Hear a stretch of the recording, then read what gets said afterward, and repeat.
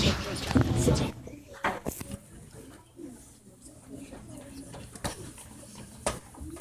next speaker is Cameron Church, grade 5 in Mrs. Green's class.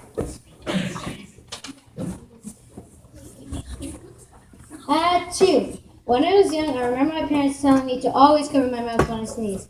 The reason they told me this is because sneezing is much worse for spreading germs than a cough. When you sneeze, your body produces 40,000 droplets that are all bacteria, and some rocket out at a whopping 322 kilometers an hour. The droplets can do different things depending on their size, and the bacteria can travel 60 meters long.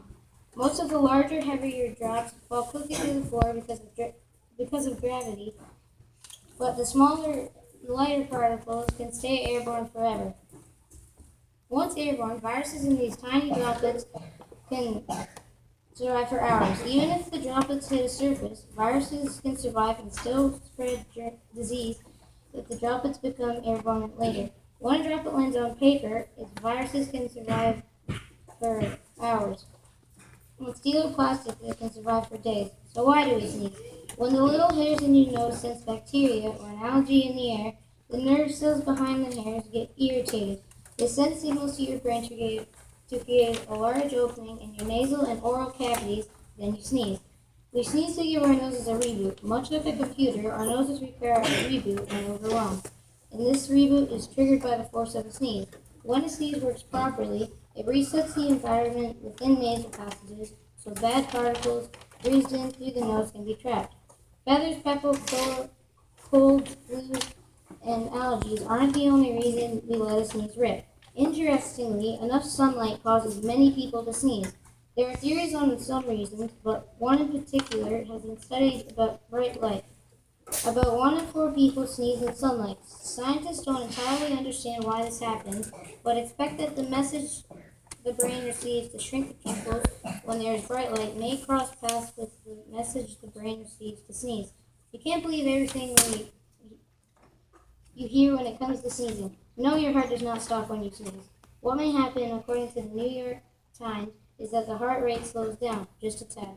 This is because of the deep breath most people take before sneezing and the stimulation of the nerve that occurs during a sneeze.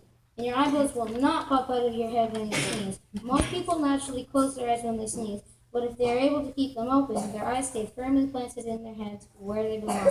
While a person's blood pressure behind the eyes may increase slightly when the person sneezes, it's not enough force to dislodge the eyeballs from the head. Some other myths include that if you sneeze, company is coming over, and if your cat sneezes, it's going to rain. Really? As much as you think it would be better to try and hold your sneeze in rather than let it go, a sneeze is actually better out than in.